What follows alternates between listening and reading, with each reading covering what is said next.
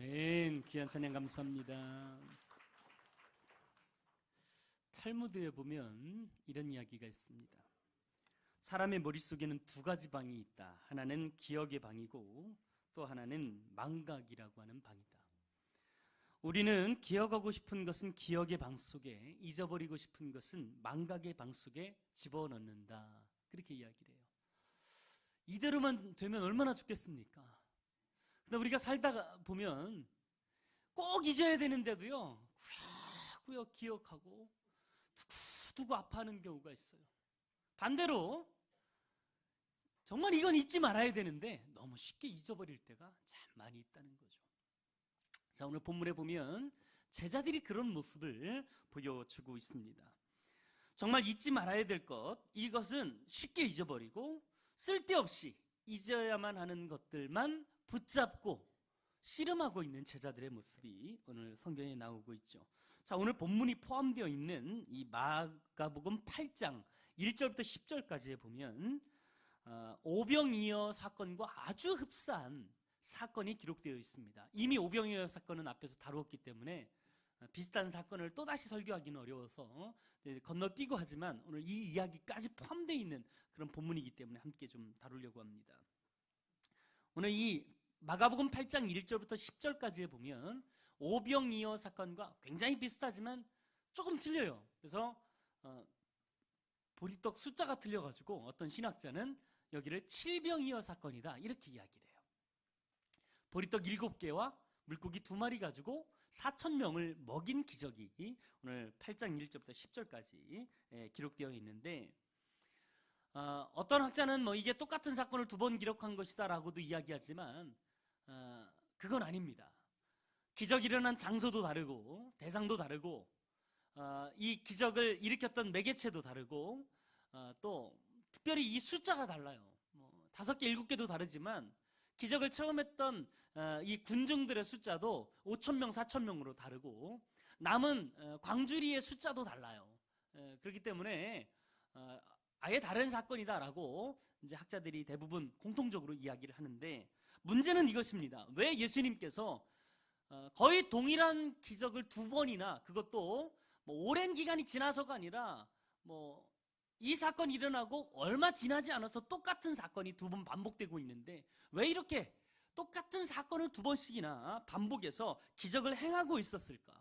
그 이유가 무엇인지를 아주 궁금해 하는데, 사실 그 이유는 다른 것이 아니었습니다. 제자들 때문이었어요. 자, 똑같은 기적을 2번이나 반복해서 예수님께서 지금 펼쳐주고 계신데도 제자들의 삶은, 제자들의 믿음은 전혀 변화가 없었다는 거죠. 그 전이나 지금이나 똑같은 모습을 하고 있었다는 거예요. 자, 하나님이 우리에게 기적을 일으키시는 이유는 무엇일까요? 목적이 분명히 있습니다. 목적이 없이 기적을 일으키시는 건 없어요. 이 기적을 통해서 누군가가 깨닫고 하나님을 향한 믿음이 더 컸으면 좋겠다, 이런 의도를 가지고 항상 예수님께서는 어느 순간이든 기적을 베푸셨어요. 특별히 오병이어와 이 칠병이어의 사건은 그 핵심이 제자들이었습니다. 제자들이 이것을 깨닫고 믿음이 좀 자랐으면 좋겠다, 이런 생각을 가지고 기적을 베푸셨는데, 제자들의 모습은 그 이전이나 이후나 똑같았다는 거죠.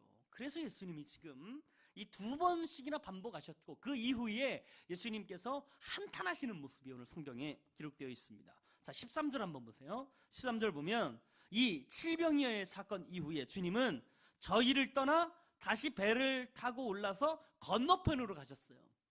자, 지금 이 칠병이어의 사건이 일어났던 장소는 데가볼리라고 하는 장소입니다. 그곳에서 배를 타고 예수님은 지금 다시 갈릴리로 거슬러 올라가셨던 것이죠. 자, 그런데 문제가 발생하는데 그 문제가 어디에 기록되어 있냐면 14절에 기록되어 있습니다. 자, 14절 함께 읽어보도록 하겠습니다. 같이 읽겠습니다. 시작. 제자들이 떡 가져오기를 잊었음에 배에 떡 1개밖에 그들에게 없더라. 대부분 배를 타고 이동을 하면 지금처럼 쾌속선이 있는 것도 아니고 노를 저어가는 배다 보니까 이렇게 눈에 보이는 거리라 할지라도 상당한 시간이 걸렸습니다. 적어도 이 배에는 12명의 예수님의 제자들과 예수님, 그리고 배를 운전하는 사공, 그래서 적어도 14명의 사람들이 이 배 안에 타고 있었을 거예요. 뭐 그 이외의 사람도 있었는지 없었는지는 모르겠지만 예수님 당시에 배가 그렇게 크게 만들 수 있는 기술이 발달된 게 아니기 때문에 아마 한 14명 정도가 배를 타고 이동을 했었던 것 같아요. 열심히 노를 저어가도 적어도 6, 7시간은 걸려야만 도착할 수 있는 그런 거리였습니다. 그러니까 이제 그 중간에 밥대가 된 거죠. 배를 타고 이동하는 도중에 배가 고파서 밥을 먹으려고 보니까 그 배 안에 떡이 한 개밖에 없는 거예요. 한 개밖에 없는 떡 가지고 14명이 어떻게 나눠 먹습니까? 그래서 지금 제자들은 이 떡이 없음으로 인해서 걱정하고 있는 거예요. 자, 16절 말씀 보세요. 16절 같이 읽습니다. 시작. 제자들이 서로 수군거리기를 이는 우리에게 떡이 없어서 지금 수군거리고 있다는 거예요. 떡이 없어서 수군거리고 있는 이 제자들의 모습을 보고 있어요. 자, 보세요 여러분. 지금 이 이야기가 바로 직전에 무슨 기적이 일어났어요? 칠병이어 사건이 일어났었단 말이죠. 보리떡 7개와 물고기 2마리 가지고 4,000명 이상, 그것도 장정만 4,000명이에요. 수많은 사람들을 먹인 이 기적을 경험했다는 거죠. 그러고 나서 배를 타고 이동하는데 또다시 떡 때문에 걱정하고 있는 제자들의 모습. 이걸 보니까 예수님이요, 속이 터지는 거예요. 속이. 그렇잖아요. 여러분 생각해 보세요. 보리떡 7개와 물고기 2마리 가지고 4,000명 먹이는 게 힘듭니까? 보리떡 하나 가지고 14명 먹이는 게 힘듭니까? 게임이 안 되잖아요. 그죠? 그런데도 그렇게 놀라운 기적이 예수님을 통해서 이루어졌는데도 불구하고 예수님의 제자들은 배를 타고 가면서 또다시 먹을 것 때문에 걱정하고 있는 거예요. 수많은 사람들을 동시에 먹인 예수님의 기적을 보았는데도 불구하고 여전히 제자들의 마음속에는 떡이 없는 것 때문에 걱정하고 있는 이 모습에 예수님은 지금 한탄하고 있는 거예요. 한탄하고 있는 거예요. 그러니까 지금 이 5병이의 기적과 7병이의 기적을 통해서 예수님께서 제자들에게 주시고자 하는 매우 중요한 교훈 메시지는 뭐였냐면 주님이 있었기 때문에 먹을 문제가 해결됐다는 거예요.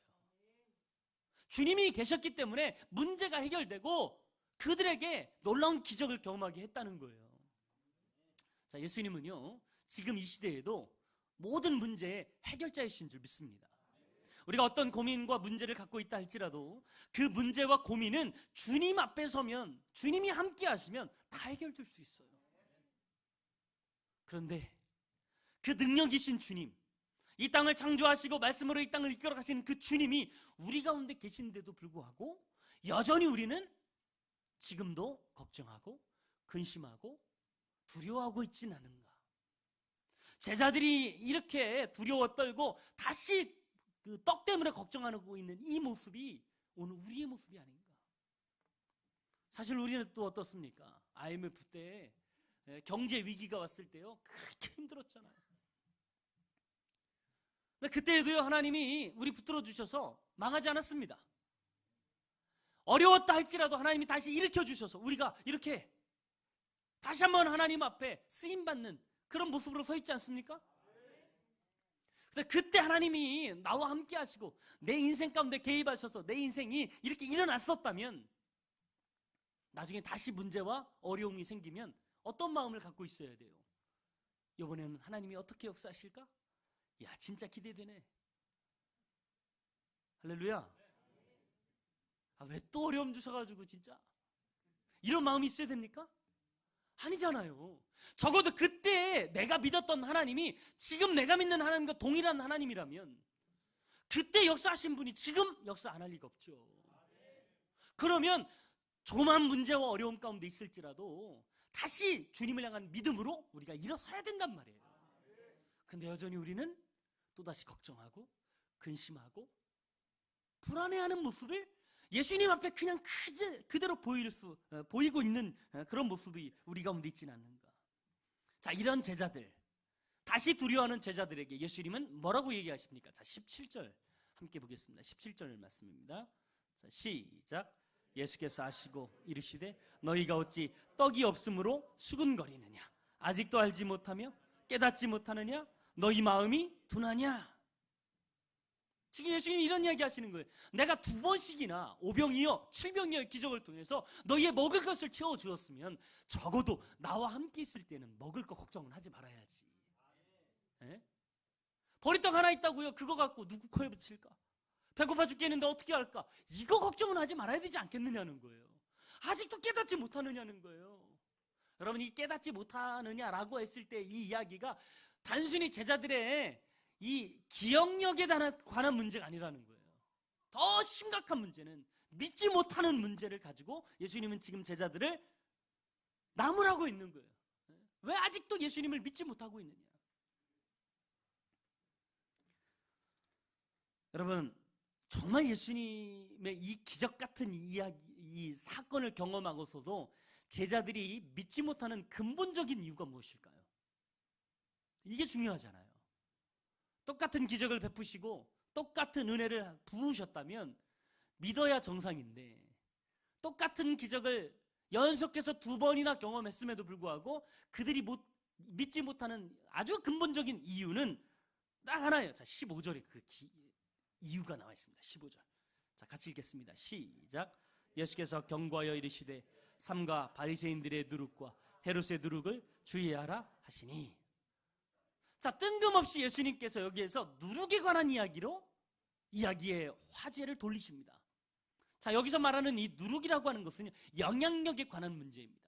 영향력. 자, 누룩은 어떤 거예요? 지금으로 말하는 이스트, 발효종 같은 이야기죠. 자, 밀가루에 이스트를 넣고 반죽을 해서 시간을 두고 이렇게 냅두면 어떻게 됩니까? 그 반죽이 부풀어 올라요. 그래서 발효가 돼요. 맛있는 빵이 되지 않습니까? 이스트는 조금이에요. 반죽은 많아요.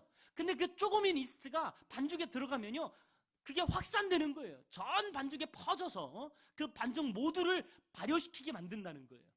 그래서 이 누룩이라고 하는, 이스트라고 하는 것은요, 확산력을 상징할 때 많이 쓰이고, 특히 성경에서 사용되었던 누룩의 의미는 굉장히 부정적인 의미입니다. 자, 고린도 전서 5장 6절의 말씀에 보면 이 누룩의 이야기를 아주 정확하게 표현하고 있습니다. 같이 읽어볼까요? 앞에 있습니다. 시작. 너희가 자랑하는 것이 옳지 아니하도다. 적은 누룩이 온 덩이에 퍼지는 것을 알지 못하느냐. 자랑하는 것이 옳지 못하다. 왜? 자기 자랑하는 것은 갑자기 사람들에게 퍼져나가는 누룩과도 같다는 거예요. 그러니까 누룩이라고 하는 것은 나쁜 영향력이라고 하는 사실을 우리에게 언급하고 있는 것이죠. 자, 제자들이 지금 염려하는 이유, 똑같은 기적을 경험하고서도 아직도 여전히 먹을 문제에 붙잡혀 있는 이유가 뭐냐? 예수님이 볼 때에는 세상의 악한 영향력 때문에, 세상에 나쁜 영향을 받아서 너희들의 믿음이 자라나지 못하고 있다 라고 이야기하고 있는 거예요. 자, 그 나쁜 영향력이 2가지인데, 2가지 중에 하나가 뭐냐면 바리새인의 영향력이고 또 하나는 헤롯의 영향력이다. 이걸 받아서 너희들이 지금 믿음이 자라지 못하고 정체되어 있다라고 이야기하고 있는 거예요. 자, 여러분 보세요. 세상 사람들에게 영향을 받는 교회는 타락한 교회입니다. 자, 우리는 세상에 영향을 끼쳐야 될 존재로 하나님이 우리를 이 땅에 보내신 줄 믿습니다. 그래서 너희는 빛과 소금이다 얘기했잖아요. 빛이 뭐예요? 세상이 어두울 때 우리가 비춰주는 역할을 해야 된다는 거죠. 소금이 뭐예요? 세상이 썩었고 세상이 맛이 없을 때 부패를 방지하고 만나는 그 세상을 만들기 위해서 하나님이 우리를 이 땅에 보내신 줄 믿습니다. 근데 그 역할을 하지 못하면 우리는 세상에 물들어서 타락하는 그런 인생밖에는 살 수 없다는 거예요. 살 수 없다. 자, 그러면 우리의 믿음을 방해하고 있는 세상의 악한 영향력은 무엇일까? 반대로 어떻게 해야만 우리가 세상의 악한 영향을 벗어버리고 믿음으로 성장하는 하나님이 원하시는 믿음의 사람이 될 수 있을까? 오늘 2가지를 우리에게 이야기하고 있어요. 첫 번째로는 외식주의의 악영향에서 벗어나야 된다는 것입니다. 자, 가장 먼저 예수님께서 바리새인의 누룩을 주의하라 이렇게 이야기해요. 바리새인의 누룩을 주의하라. 바리새인의 악한 영향력에서 벗어나야 된다라고 이야기하고 있는 것이죠. 그런데 오늘 이 바리새인의 누룩이라고 하는 표현이 도대체 뭘 나타내는 것인가를 정확하게 표현한 성경 구절이 있습니다. 누가복음 12장 1절 말씀이에요. 자, 같이 한번 읽어볼까요? 누가복음 12장 1절 시작. 그동안에 무리 수만 명이 모여 예수께서 먼저 제자들에게 말씀하여 이르시되 바리새인들의 누룩 곧 외식을 주의하라. 어떤 사람은 외식 주의하라니까 밖에서 밥 먹는 거 주의하시는 분들이 계신데 그런 의미가 아니죠. 외식이라고 하는 것은 속은 아니고 겉모습을 치장하는 데 열중하는 것이 외식이라고 하는 거예요. 형식주의를 나타내는 거죠. 자, 그 외식의 대표적인 사람들이 바리새인들이었습니다. 자, 바리새인들은요, 종교의 형식과 틀을 고수하려고 하는 사람들이었어요. 그들은 내용은 신경 쓰지 않습니다. 우리에게 주어진 이 종교가 잘 유지 발전되기 위해서는 법을 잘 지켜야 된다. 지키느냐 마느냐가 정말 중요하다. 그래서 종교의 형식과 틀을 지키려고 아주 열심히 했던 사람들이 바리새인들입니다. 그런데 그들의 결정적인 실수는 그들이 종교적인 형식과 틀은 고수했을진 몰라도 내용을 채운 데는 완전히 실패했었던 사람들이에요. 그래서 예수님은 바리새인들을 향해서 회칠한 무덤 같은 존재들이라고 책망하기도 했습니다. 무덤에요 하얀색 회를 칠하면요 보기에는 좋아요. 근데 그 안에 시체는 썩고 있는 거예요. 마찬가지예요.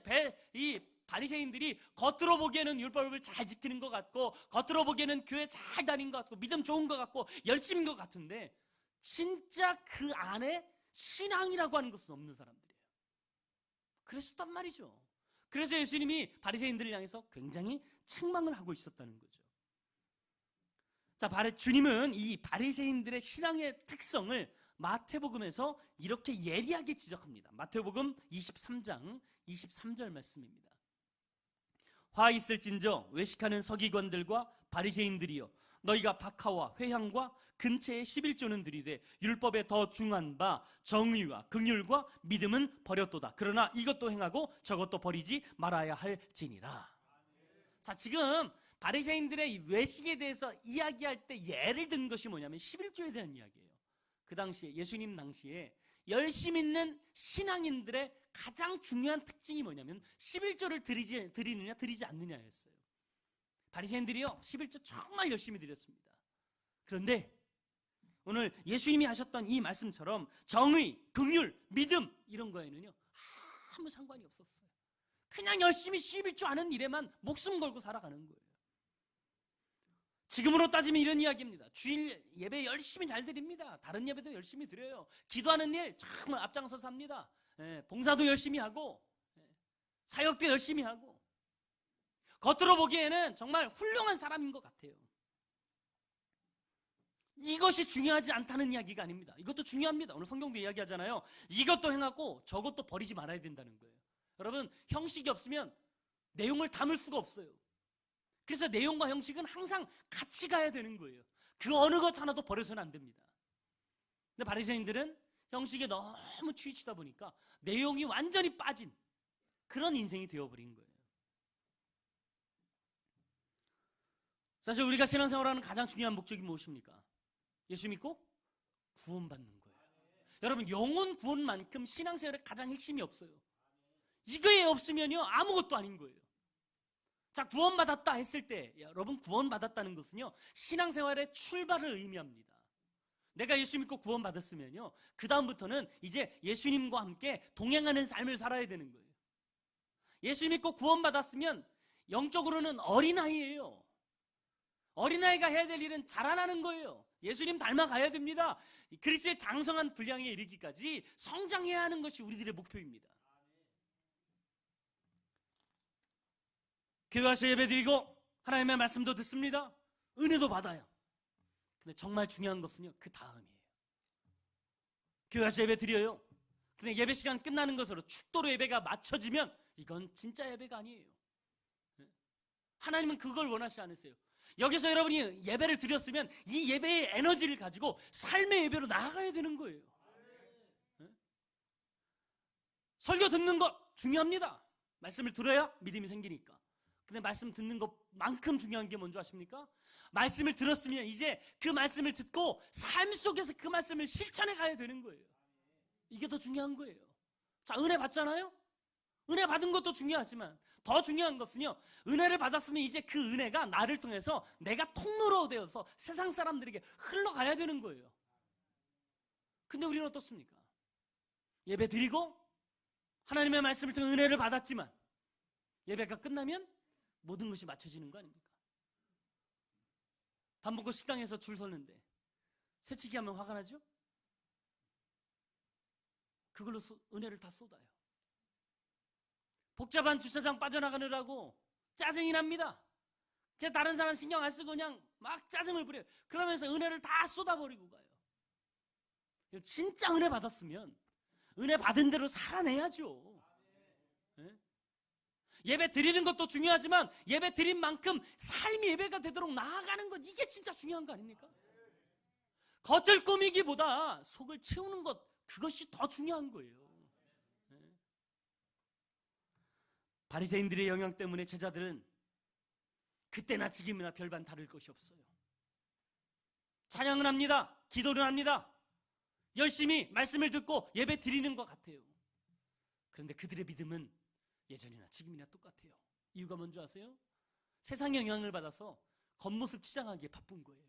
속을 채우기보다는 겉을 꾸미기에 바빴던 제자들의 모습 때문에 결국 그들의 믿음이 자라지 않고, 그렇게 하나님께서, 예수님께서 기적을 베풀고 은혜의 말씀을 주어도 깨닫지 못하고 그냥 그 자리로 살아갈 수밖에 없었던 거예요.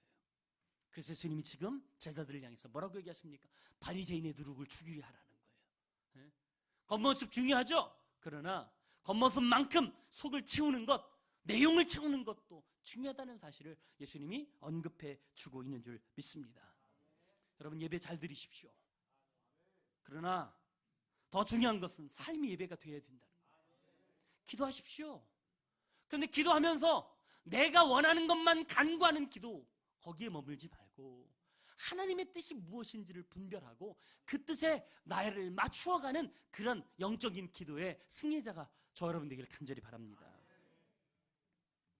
두 번째, 물질 만능주의의 악영향에서 벗어나야 된다는 것입니다.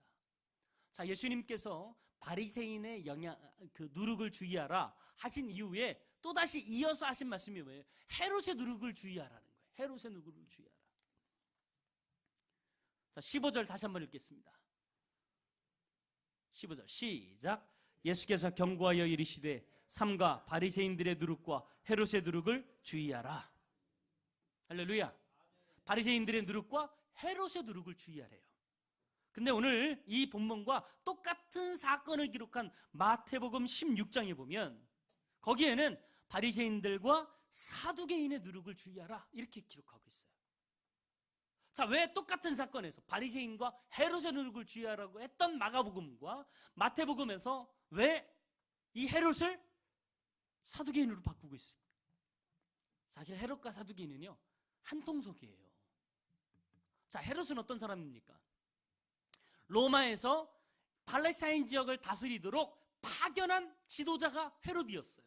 분봉왕이라고 하는 이름으로 그 지역을 로마의 통치 아래에서, 로마의 허락 아래에서 다스리게끔 파송된 월급사장 같은 왕이 헤롯 가문이었다는 거죠.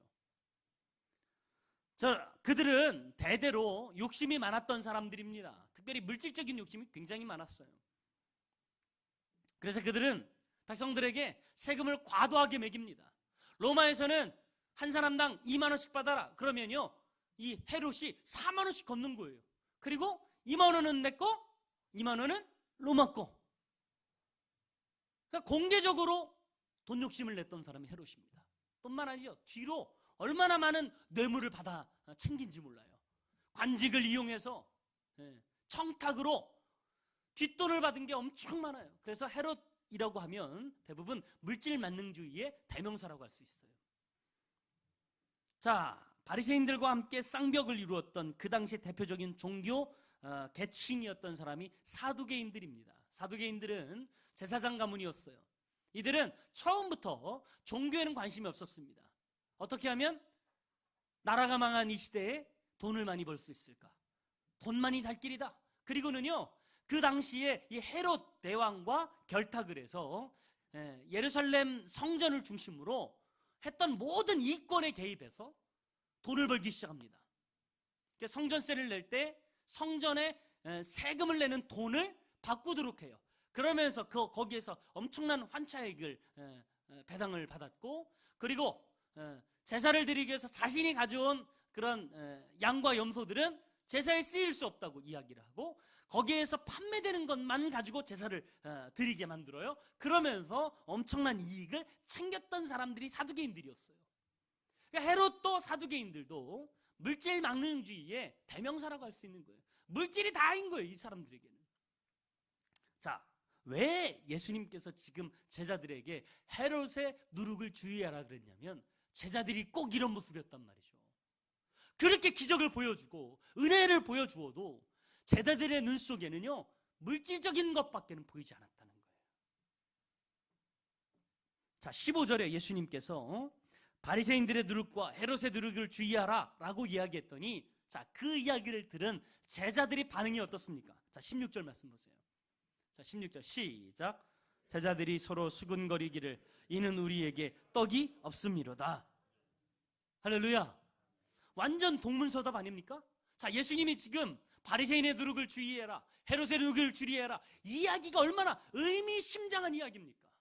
영적으로 깊은 의미가 담겨있는 이 이야기를 듣고 있는 제자들은요, 머릿속에 뭐만 생각하냐면 빵만 생각하고 있는 거예요. 누룩이 나오니까 예수님이 떡이 없다고 이야기하시는 거구나. 단순히 누룩이라고 하는 단어 때문에 떡이 없음으로 예수님이 저런 이야기를 하시는구나, 그렇게 생각하고 있는 거예요. 떡 얘기를 하는 게 아니잖아요. 세상의 악한 영향력을 이야기하고 있는데도 불구하고 제자들의 머릿속에는 가득한 게 물질적인 부분. 오늘 밥을 어떻게 먹어야 되나, 반찬을 뭘로 해서 먹어야 되나, 이것만 가득 차 있는 거예요. 이것만. 그래서 예수님께서 제자들을 향해서 통탄해 하시는 거예요. 지금 이 시대에도요, 물질이 우상이에요. 최대의 우상입니다. 돈 있으면 다 되는 걸로 생각해요. 정말 그렇습니까?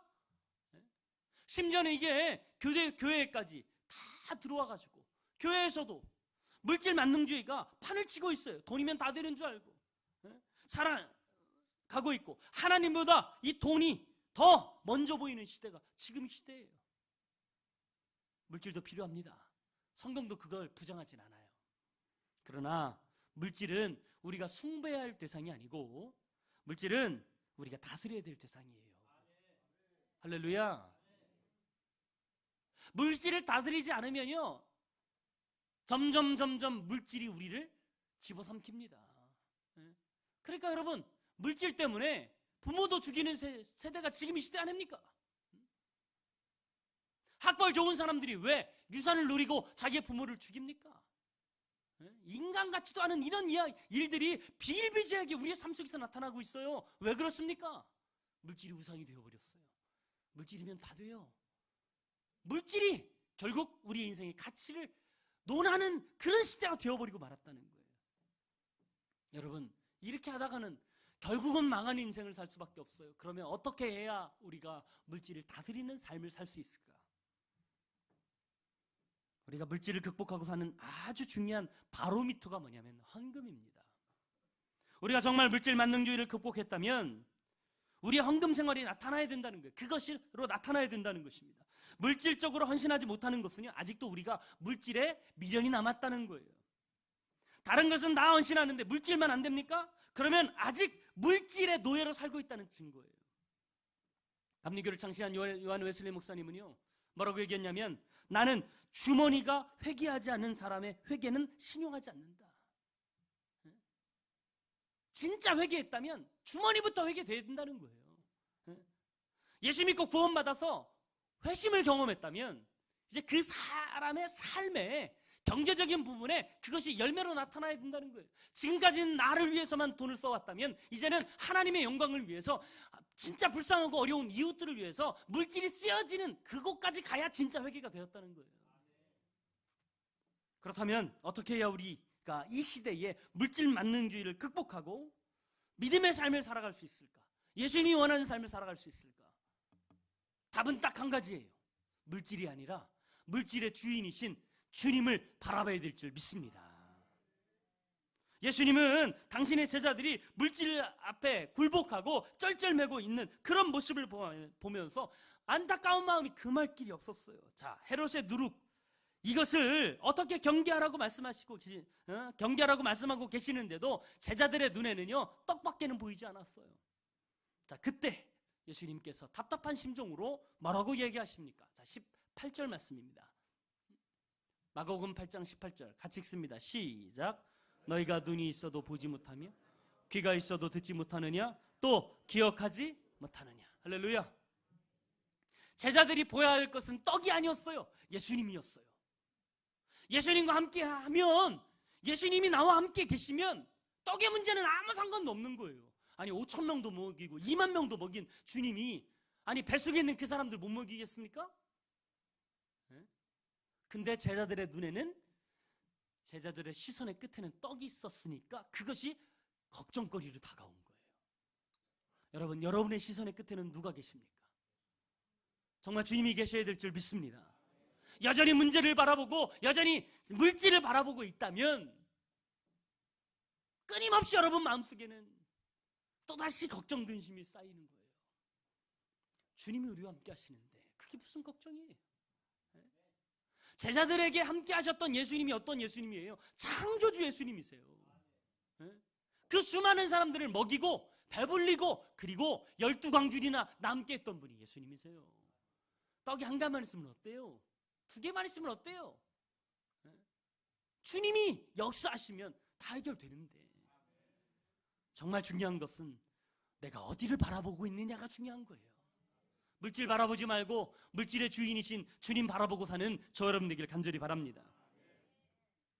예수님이 그런 제자들을 향해서 탄탄해 하시는 거. 왜 눈이 있어도 보지 못하느냐? 내가 너희들 앞에 있지 않느냐? 왜 귀가 있어도 듣지 못하느냐? 지금까지 내가 베풀었던 기적들이 안 들리느냐? 이렇게 이야기하시는 거예요. 여러분, 지금 여러분에게 걱정거리, 근심거리, 염려거리가 무엇입니까? 혹시 여러분의 시선의 끝에 주님이 없기 때문에 그런 모든 걱정거리가 생겨나는 건 아닙니까? 걱정거리, 근심거리 다 내려놓고 다시 한번 주님을 바라볼 수 있는 눈이 우리 가운데 있길 간절히 바랍니다. 그럴 때 그 주님께서 어떤 문제든 다 해결할 수 있어요. 육신의 질병의 문제도, 물질의 문제도, 관계에 틀어진 문제도 주님은 다 해결하실 수 있어요. 이 주님을 우리가 붙들지 못하니까 문제인 거예요. 자, 앞으로 우리가 살아가면서 여러분, 이 세상의 빛과 소금의 역할을 감당하기 위해서, 우리가 세상을 변화시키는 존재가 되기 위해서는 반드시 주님을 붙잡아야 됩니다. 주님을 붙잡아야 돼요.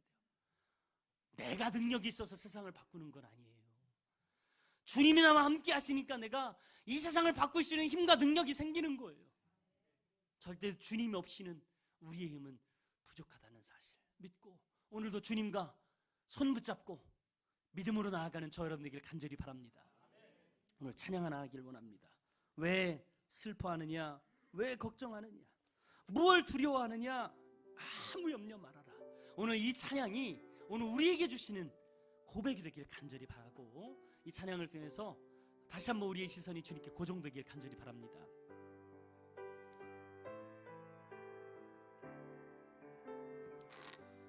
왜 슬퍼하느냐?